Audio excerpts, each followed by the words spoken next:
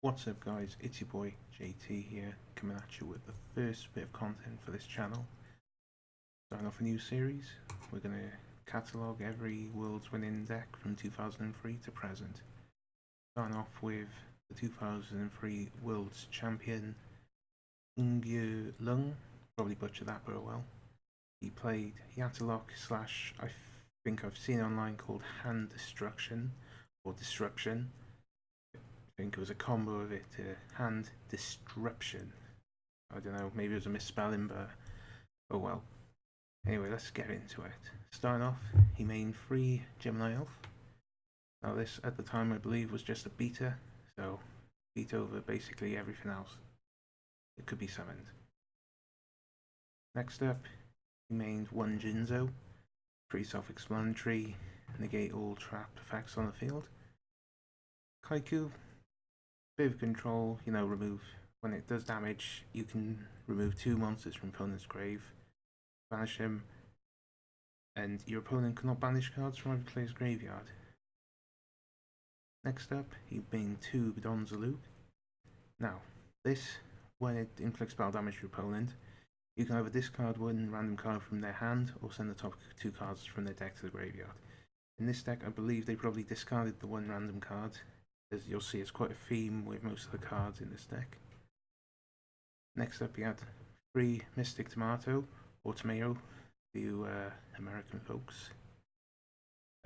This was basically just a recruiter to get him to, well, from the looks of it, it got him to either Witch of the Black Forest or Sangan, which was made in 1 of each. These are the pre-erratas, which is just 1 ascent from field to grave, which of Black Forest adds a monster with 1500 or less defense from your deck to your hand, and Sangan has 1 monster with 1500 or less attack from your deck to your hand.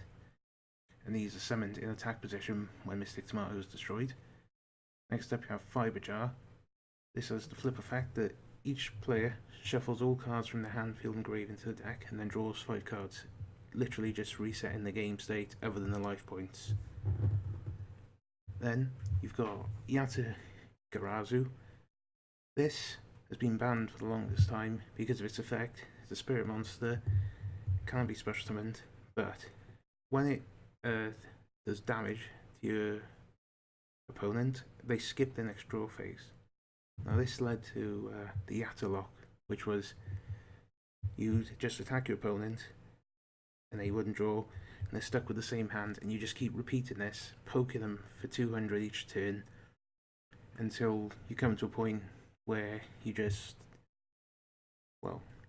able to put a beater on board and just finish them off, because they can't do anything, they're not drawing any fresh cards, so the card hand they've got is what they've got to deal with your board with, and if they can't stop the initial Yatta, they're done for, literally. Magician of Faith, Believer is at 1 during this. Basically just flip effect, add a spell from your grave back to your hand. Pretty self-explanatory, just add 1 of these many broken spell cards from your deck to your hand. Then you've got Sinister Serpent. This is the pre-errata, which is literally just during the standby phase, if there's a Sinister Serpent in your grave, you can add Sinister Serpent from your grave to your hand, which was pretty busted because it's literally just free discard fodder that you get back every turn. Next up, we go on to the spells. 1 Change of Heart, just take control of 1 of your opponent's monsters until the end phase. Raigeki, just blow up your opponent's monsters. Confiscation, you pay 1000 life points, you look at your opponent's hand, so that's giving you knowledge. You select 1 card within it and you discard that card. Now, you'll notice there's a lot of cards in this deck that will neg your opponent's hand. And if that is basically the theme of this deck, is just neg your opponent's hand or prevent them from gaining any advantage on you, because back now in this time, say 2003, and for a couple of years after, hand advantage is basically how you win. It still is to an extent today. Well, pretty much is card advantage is the way you win in Yu-Gi-Oh, but that's self-explanatory. The more cards you have, the more likely you are to beat your opponent, sort of thing. Next up, you've got Harpy's Feather Duster. Just blow up your opponent's back row. Heavy Storm, blow up all back row. The Forceful Sentry, you look at your opponent's hand, like 1 card among them, and return it to their deck. Now, This, I think, is better than Confiscation because you're not paying the K, and some of these cards could be handy to have in the grave, such as Sinister Serpent, but you're choosing the card really, but I'd rather put it into the deck because sure they might see it again, but it isn't prone to being revived with revivals such as Call the Haunted or Monster Reborn. Next up you got Delinquent Duo. Pay a K, -2 from opponent's hand. Dark Hole, self-explanatory, blow up all monsters. Pot of Greed, no clue what this does, but I hear it's good. Nobleman of Cross Out, this is good in these earlier years because flip effects were quite good. And you basically just banish, say, the Fiber Jar or the Magician of Faith if you're lucky, or it's literally just spot removal for set monsters. Graceful Charity. Draw 3, discard 2. Basically lets you just cycle through your deck for no cost, pretty much. Because you lose 1 card for activating it, you gain 3, and then you lose another 2, so that's a 0, basically. So you don't neg or plus, but you've cycled through your deck. And that is what you wanted from those 3 cards to your hand, or send 2 cards that you want in the grave from your hand to grave. Monster Reborn, self-explanatory, summon the monster from either grave. 3 MST, just destroy a spell or trap. Mirage of Nightmare, this is busted. Once per turn, drawing your opponent's standby phase, draw cards until you have 4 cards in your hand. And if you do, drawing your next standby phase after that. Randomly discard the same number of cards you drew, or your entire hand if you don't have enough cards. This is crazy. It's basically just, you use it, draw 4, and if you can remove it, you don't have to discard anything. And it's basically just a +2, so if you MST it. Snatch Steal, steal one of your opponent's monsters, and then you gain a K during each standby phase. Each of their standby phases, sorry. This came back for format back during Shadow's, and it just changes the format. This is busted. This card should never come back without a Ratter. But I won't get into Ratters now, because no. Premature Burial. Basically just pay a K, summon the monster from your grave. Well, if this leaves the field, destroy the monster equipped.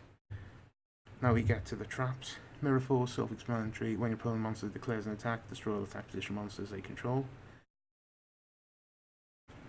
Pretty self-explanatory. Battle traps during this were good. Mirror Force was at 1 during this Worlds, I believe. And it's so good early on.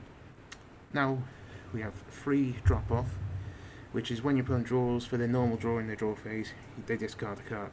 Discard the card they drew. This is good because it's basically Yata in that they lose their draw phase, and it's basically another way of disrupting their hand.